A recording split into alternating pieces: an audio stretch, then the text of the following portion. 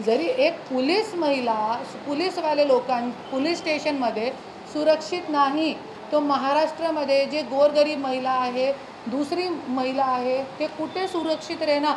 महिलांची सुरक्षावर खूप मोठा प्रश्न आज हे आहे. आणि जसं की मी सांगितलं होता, हे शासकीय अधिकारी आणि जे माजी मंत्री आहे, जे मन भरून सोबत हनीमून करताय आणि मन भरल्यानंतर तेच ते लोकांना ट्रॅप वाटतीये, त्याच्यासाठी हे लोक म्हणतात हनी ट्रॅप. तो आज हे कुठे ना कुठे तरी थांबायला पाहिजे. महिलांना न्याय मिळाला पाहिजे.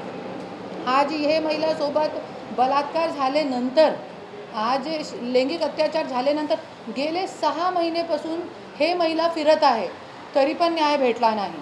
आज कोणीही तिच्या बाजूमध्ये उभे राहण्याची हिम्मत करत नाही.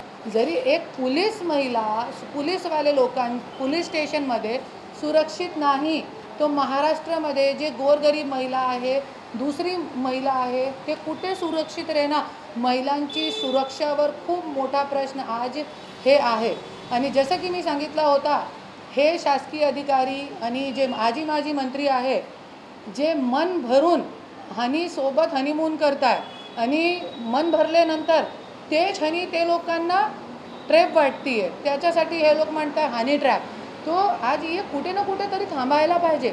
महिलांना न्याय मिळाला पाहिजे. आज हे महिलासोबत बलात्कार झाल्यानंतर, आज लैंगिक अत्याचार झाल्यानंतर गेले 6 महिन्यापासून हे महिला फिरत आहे, तरी पण न्याय भेटला नाही. आज कोणीही तिच्या बाजूमध्ये उभे राहण्याची हिम्मत करत नाही.